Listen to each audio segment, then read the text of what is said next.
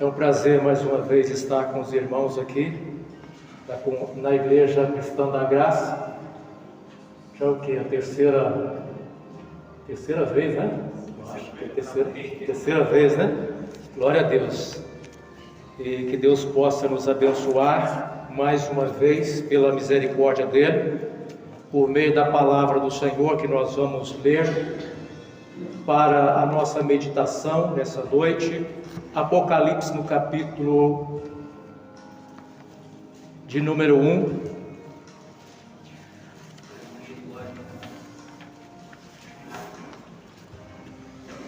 Apocalipse capítulo de número 1.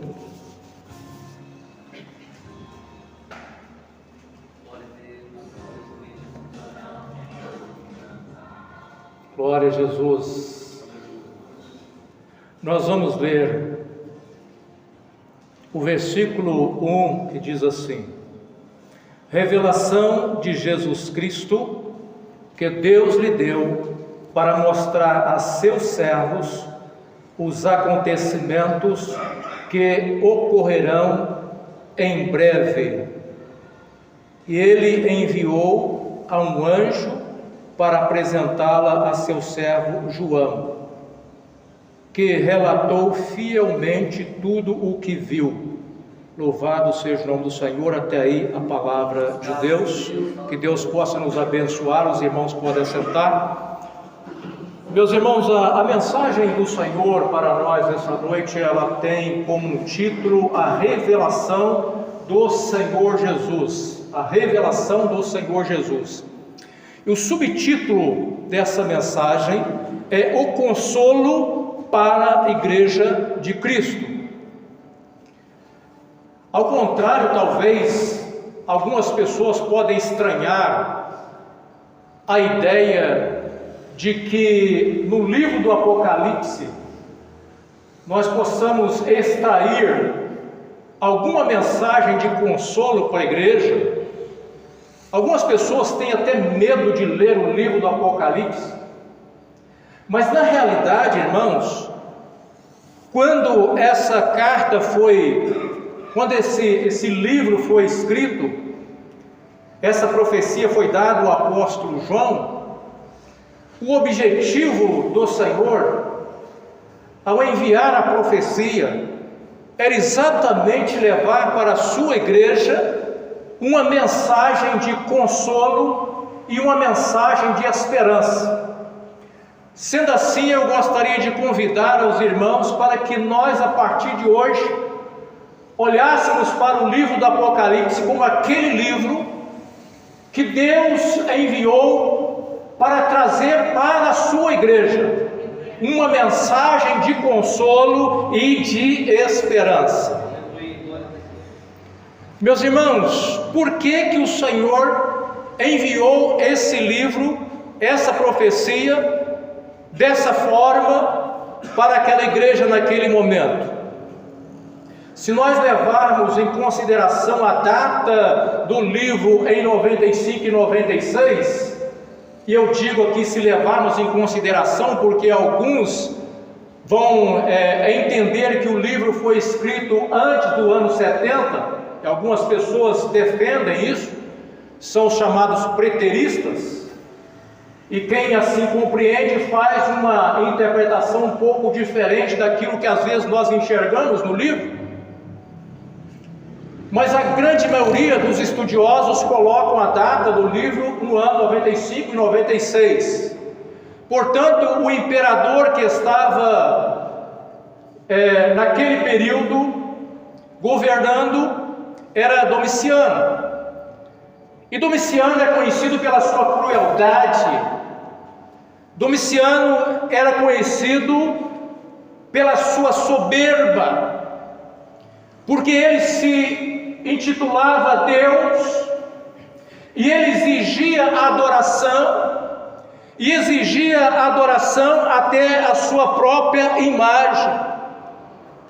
O que esse homem representava para a igreja de Jesus naqueles dias era, de fato, ele era um tipo do anticristo, ou um protótipo do anticristo, do último anticristo.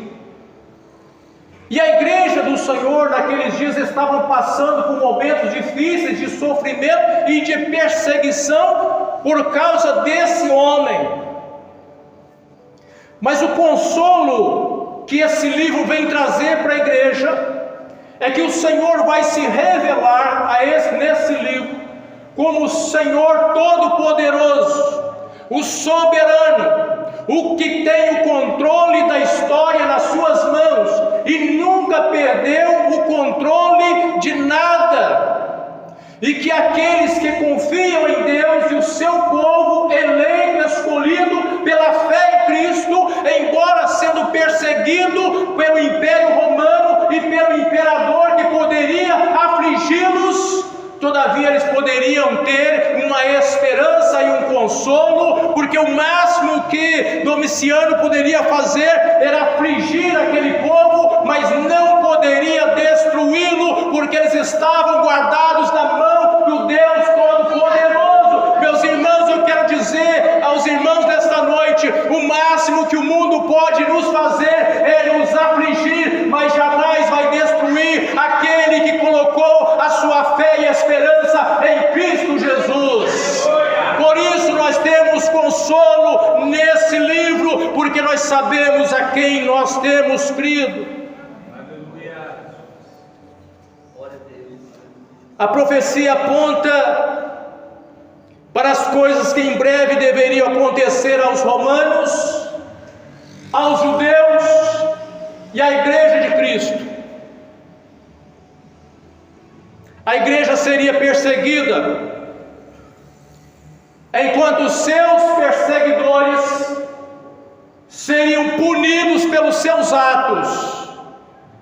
Quando nós olhamos para o livro do Apocalipse, é exatamente isso que nós enxergamos: a igreja sendo perseguida, mas os perseguidores da igreja sendo punidos por Deus pelos seus atos. Deus é o Deus de justiça.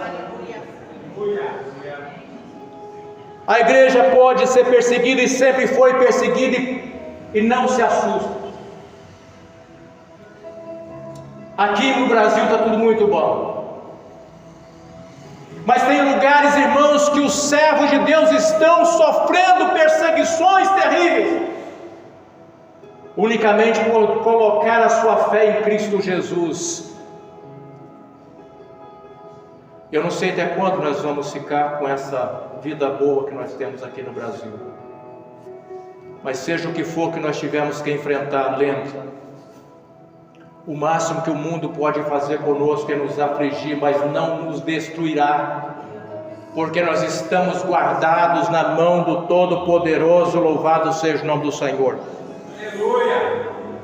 A expressão vinda de Cristo, algumas vezes no livro do Apocalipse, não está relacionada à segunda vinda, mas a vinda de Jesus em juízo na história, punindo aqueles que se levantam contra Deus.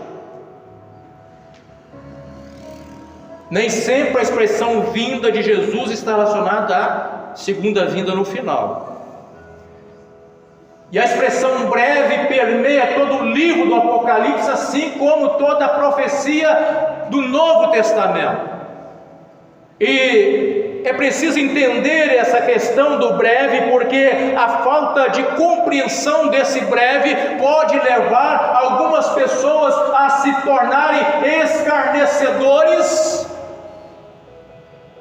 E Pedro já havia alertado sobre isso, porque muitos dirão, desde os dias das minhas, já ouvi falar, até hoje não aconteceu, escarnecedores. E Pedro, já prevendo todas essas questões, ele vai dizer que o dia para com Deus é como 1000 anos, e 1000 anos é como dia. Então é preciso compreender esse breve, porque a não compreensão também pode levar à negação da segunda vinda de Cristo, como fazem os preteristas. E aqui eu quero fazer uma ressalva: não qualquer preterista, mas o preterista de escatologia consumada, que é uma heresia. Uma heresia, porque eles negam que haverá uma ressurreição, porque no entendimento dele já aconteceu a ressurreição, já aconteceu a vinda de Jesus, já aconteceu tudo. Isso é uma heresia, por não compreender o breve descrito aqui na palavra do Senhor. Alguns chamam a atenção para o fato de que os profetas na realidade não estavam preocupados com a questão cronológica.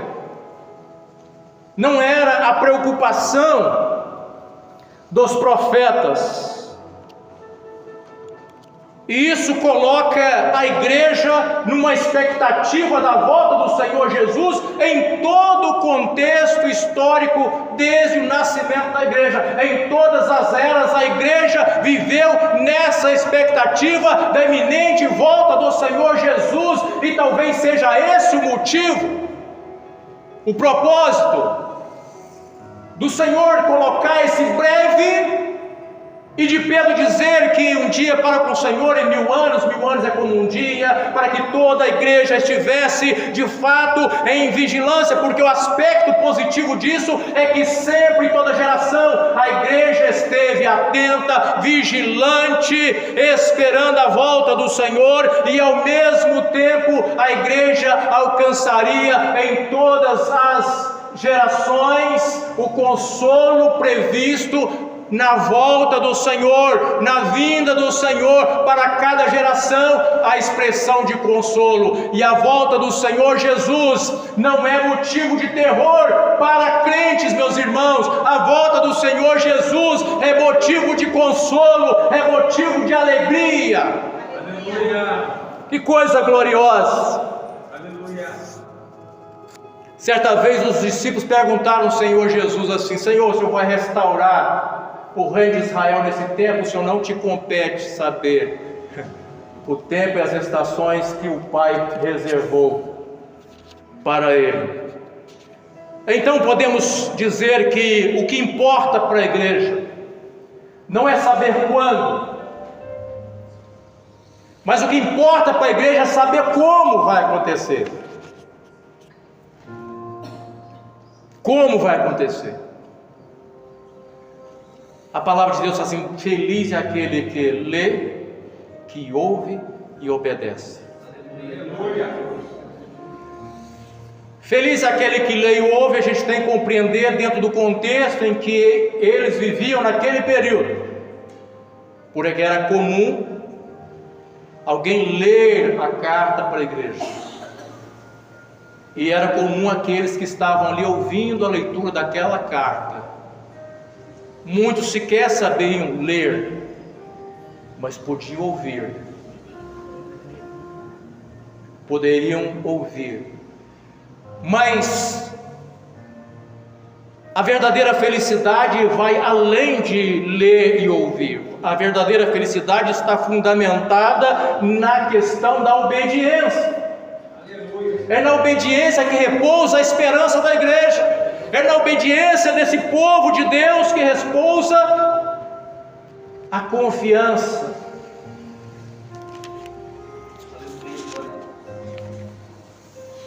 O objetivo da ideia do futuro que aconteceria em breve seria trazer consolo e esperança ao povo de Deus em todos os tempos.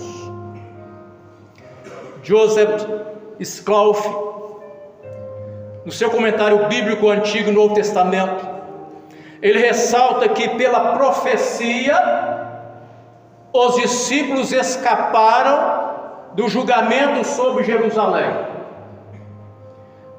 e por causa da profecia os judeus tiveram esperança de libertação na Babilônia.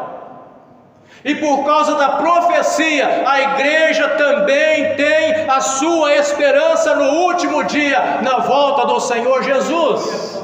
Que coisa gloriosa, irmãos! Paulo também faz menção dessa esperança escatológica para a igreja em 1 Tessalonicenses capítulo 4, onde podemos ler no versículo 13 e 14: Agora, irmãos, não queremos que ignore o que acontecerá aos que já morreram, para que não se entristeçam como aqueles que não têm esperança. Porque cremos que se Jesus morreu e foi ressuscitado, também cremos que Deus trará de volta à vida com Jesus todos os que morreram. Nisso repousa a esperança da igreja de Jesus.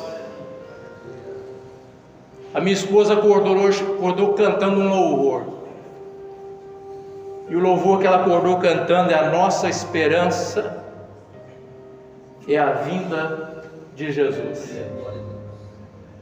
A nossa esperança é a vinda de Jesus. Não esqueça disso, igreja. Pode estar difícil, mas não perca a sua esperança. Haverá vitória para a glória do Senhor Jesus.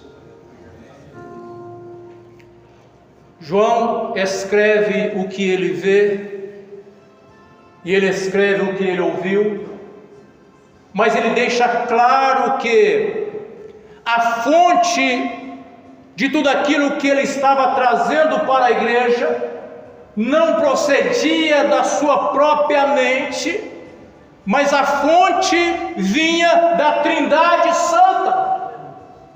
E ele deixa isso claro quando ele vai cumprimentar a igreja com a expressão que nós usamos constantemente: graça e paz. Meus irmãos, graça e paz é tudo que a igreja de Jesus precisa. Graça e paz procede da fonte da Trindade Santa. É de lá que desce a bênção da paz e da graça que envolve os crentes em Jesus Cristo. E ele diz assim, Apocalipse 1, 4 e 5: Eu, João, escrevo a 7 igrejas na província da Ásia. Graça e paz a vocês, da parte daquele que é, que era e que ainda virá, dos 7 Espíritos que estão diante do seu trono e de Jesus Cristo.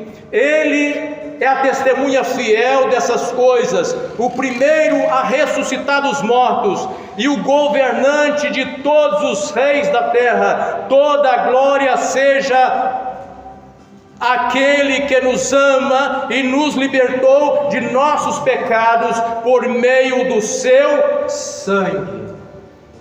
Então aqui ele deixa claro a fonte dessa bênção, a Trindade. Mas ele busca aqui uma exaltação a Cristo. Toda a glória seja dada a Cristo, ou seja, ao Senhor Jesus, pelo seu amor que nos libertou, irmãos, do pecado. Meus irmãos, nós estamos condenados por causa do pecado, porque o salário do pecado é a morte, mas o dom gratuito, o dom da graça de Deus é a vida eterna em Cristo Jesus, nosso Senhor. Que coisa gloriosa! Não é merecimento meu nem seu, é mérito de Cristo. Somos salvos unicamente pelos méritos do nosso Senhor e pelo amor dele em derramar o seu sangue. Por isso toda a glória deve ser dada, toda a exaltação deve ser dada ao Senhor Jesus, porque foi por meio do seu sangue que ele nos resgatou. E aqui, meus irmãos, nesse contexto aparece a doutrina fundamental da graça de Deus, a justificação pela fé. Mas o que é a justificação pela fé? É que quando o pecador arrependido deposita a sua fé em Cristo Jesus, Deus declara esse pecador justo, não pelos seus méritos, mas pelos méritos de Cristo e pela conquista que Cristo fez, conquistando a nossa vida no Calvário. Tudo Ele fez por nós. Ele obedeceu o que nós não conseguiríamos obedecer. Ele padeceu por nós. Ele morreu em nosso lugar. Ele nos substituiu. A condenação que era para mim e para você ficou sobre o Cristo naquele Calvário. E por isso aqueles que depositam a fé em Cristo Jesus se tornam justificados pelo sangue de Jesus.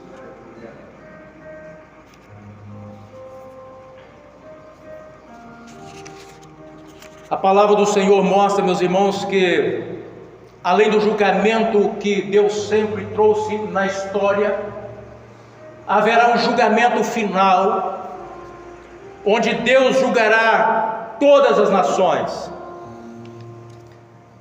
E a sua vinda é mencionada como juízo sobre os que crucificaram e todas as nações da terra. Isso nós podemos ver no versículo 7 assim: ele vem com as nuvens no céu, e todos o verão, até mesmo aqueles que o transpassaram, e todas as nações da terra se lamentarão por causa dele. E no verso 9, João se coloca como companheiro nas aflições e no reino, e perseverante. Enquanto esse juízo final não chega, enquanto não chegava a bênção da vitória para a igreja, naquele contexto de João, no seu tempo, ele se colocava como companheiro dos irmãos em aflição e perseverante. E eu quero dizer, meus irmãos, que a perseverança e a aflição deve marcar a vida dos salvos em Cristo Jesus em todas as épocas. Em todas as épocas. Não foi só naquele período. Portanto, o consolo desse livro serviu para os cristãos da igreja dos primeiros séculos, mas se estende aos demais séculos até o seu cumprimento total na segunda vinda de Cristo. É por isso que tudo que nós vemos no Apocalipse é uma mensagem de consolo para a igreja. Estamos já chegando no final, e João tem uma visão aqui de Jesus, o Filho do Homem, glorificado, e ele se apresenta para João, e alguns aspectos daquilo que João vê, não todos os aspectos serão tratados aqui, mas alguns aspectos eu quero trazer aqui para a nossa meditação nessa noite. E João olha para Jesus, ele se apresenta com os cabelos brancos como a lã e como a neve. Meus irmãos, que coisa, hein? Porque o cabelo branco, em se tratando da vida do homem, fala alguma coisa. E o que é? Aquele que tem o cabelo branco, ele tem maturidade. Ele adquiriu sabedoria com o tempo. Ele adquiriu maturidade com o tempo. Mas em se tratando do Senhor Jesus é diferente. Porque o Senhor Jesus, diferentemente do homem, o Senhor Jesus, ele é antes da existência de todas as coisas, e ele não precisou do tempo para trazer maturidade e sabedoria. A sabedoria é inerente à sua própria personalidade. Louvado seja o nome do Senhor. É esse Jesus sábio, que tem o bom conselho, que se apresenta para João e para a igreja. E ele se apresenta também com um aspecto, com os olhos como chama de fogo, demonstrando que nada lhe escapa ao seu conhecimento. O mais oculto pecado de cada um de nós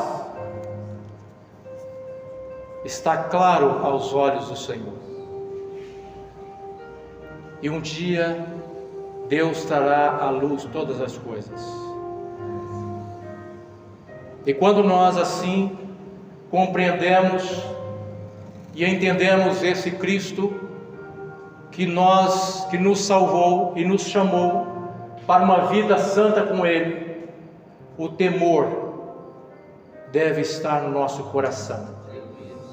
Não apenas no primeiro dia da nossa conversão, mas em todos os demais dias da nossa existência. Paulo, quando escreve a carta aos Romanos, no capítulo 5, ele vai dizer o seguinte: agora, libertados do pecado e feitos servos de Cristo, tende o vosso fruto para a santificação e por fim a vida eterna. Então nós somos chamados para viver uma vida de santidade, de comunhão com o Senhor. Isso não significa que nós não vamos cometer erros. Isso não significa que nós não vamos pecar em algum momento, porque a palavra de Deus dita por João é que se nós dissermos que nós não temos pecado, somos mentirosos. Mas tem uma coisa: se nós confessarmos a Ele o nosso pecado, Ele é fiel e justo para nos perdoar de todos os pecados. Os olhos como chama de fogo, então, demonstra que tudo está patente, nada lhe escapa ao seu conhecimento. Mas ele tem também na sua boca uma espada aguda de 2 fios. E isso, meus irmãos, quer dizer que ele está pronto para julgar com reta justiça.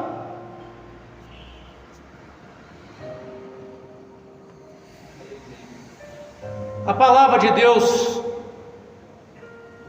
mostra que João vê Jesus segurando 7 estrelas nas suas mãos.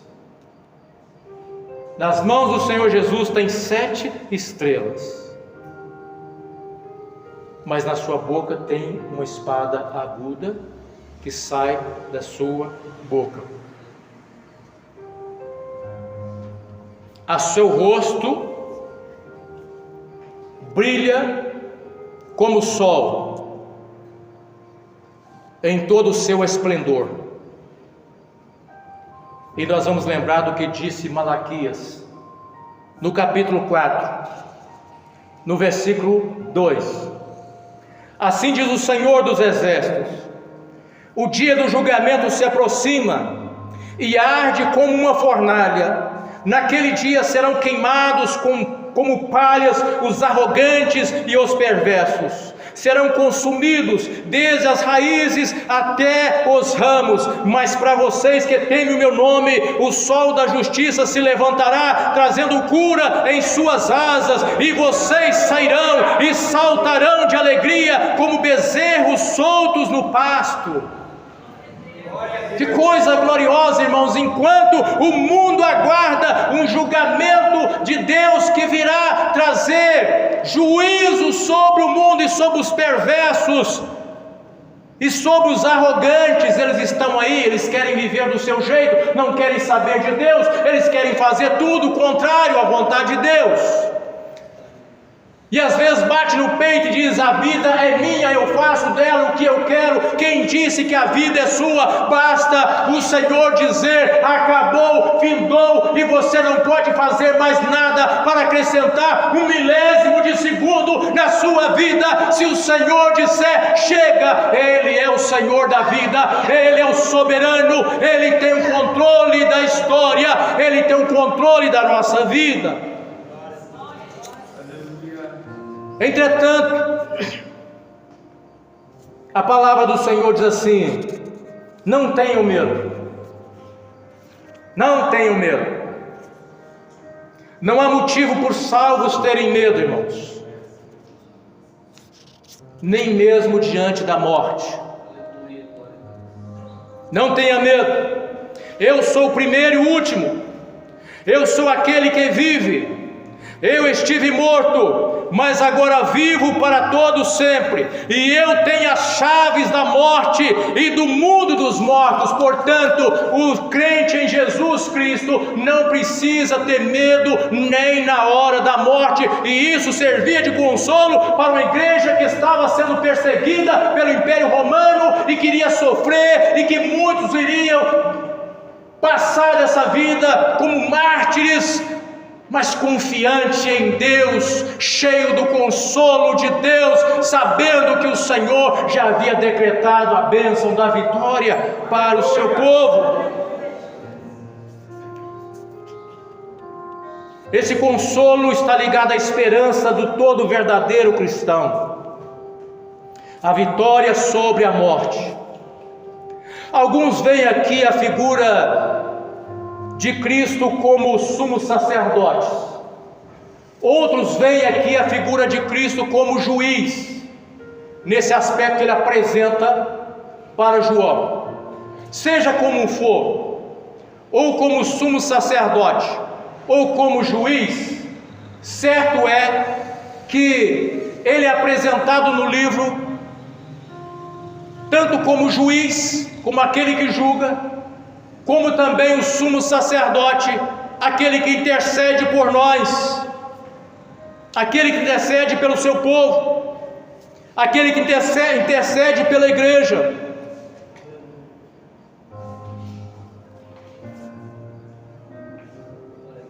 Portanto, meus irmãos, o que nós podemos ver é que essas duas formas de Jesus se apresentar como sumo sacerdote e como juiz, ele está demonstrando que ele apresenta e oferece misericórdia, como sacerdote misericórdia, como juiz punição. Ambas as coisas estão presentes no livro do Apocalipse. Portanto, escreva o que viu. Tantas coisas que estão acontecendo agora, como as que irão acontecer depois. Parte do que João tinha visto estava acontecendo nos seus dias, no seu tempo, e parte iria acontecer num tempo futuro. Nas cartas às igrejas, ele descreve as coisas que estavam acontecendo e as coisas que iriam acontecer no futuro. E nós podemos sempre ver no finalzinho de cada carta a promessa aos vencedores. A promessa aos vencedores é a misericórdia de Deus, promessa de bênção para os vencedores e punição para os perdedores. Nas cartas nós vamos ver: para os vencedores bênção, recompensa; para os perdedores punição; para os impenitentes, para aqueles que resistem, punição. E a questão é, sabendo de tudo isso, de que lado eu estou? Ou de que lado eu quero estar? Essa é uma pergunta que cada um tem que fazer para si. E é uma pergunta que eu não posso responder por nenhum de vocês. É uma resposta que cabe a cada um de vocês, dar a vocês mesmos e ao Senhor, que lhe oferece misericórdia nessa noite, salvação e graça e paz da parte do trono de Deus, o Todo-Poderoso, está sendo oferecida nesta noite. De que lado você quer estar? Os vencedores de todas as épocas receberam as bênçãos de Deus, partiram com essa esperança e com essa convicção: o meu corpo vai tombar, minha alma está com Cristo. No dia da volta dele, os mortos ressuscitarão, e os que estiverem vivos terão seus corpos transformados num abrir e piscar de olhos, e estaremos para sempre com o Senhor. O arrebatamento da igreja, a grande esperança e o grande consolo da igreja. Mas os perdedores de todas as épocas também receberam a sua justa punição por recusarem a oferta graciosa do Senhor. E muitos dormiram, partiram desse mundo e aguardam no fim de todas as coisas, quando Cristo vier para julgar todas as coisas. A sua punição será no fogo, um lago de fogo e enxofre, conhecida como segunda morte. A primeira morte todos nós vamos passar e vamos ter que enfrentar um dia. com exceção se Cristo vier em nossos dias, estivermos vivos. Se tirarmos isso, todos nós vamos ter que experimentar essa morte aí, primeira morte. Mas a segunda morte não está destinada à igreja de Jesus. E essa é a nossa consolo, irmãos. Porque nós vamos ressuscitar para estar com o Senhor nas mansões celestiais, na eternidade, no novo céu e nova terra, no lugar onde mana leite e mel, no lugar, meus irmãos, aonde não haverá choro, mais lágrimas, no lugar aonde nós não vamos mais sentir dor, no lugar aonde nada vai nos incomodar mais. A paz que nós sentimos hoje na presença do Senhor, pelo mover do Espírito, isso alegra o nosso coração, isso nos traz esperança, mas não está comparado com a paz que nós vamos experimentar diante do Senhor Jesus. Nós poderemos olhar para o rosto dele, nós poderemos abraçar o nosso Salvador e vamos estar para sempre com ele. As aflições desse tempo presente nada se compara com a glória que Deus reservou para a sua igreja. E por isso, irmãos, o consolo: firme com o Senhor, permaneça com a fé em Cristo, porque enquanto a nossa fé estiver em Cristo Jesus, nós estamos na mão do Senhor Todo-Poderoso, e Ele nos guardará para aquele dia. E que Deus nos abençoe, para que as aflições não nos desviem e não nos tire essa certeza e esperança gloriosa que está na vinda de Cristo Jesus. Obrigado, meu Deus.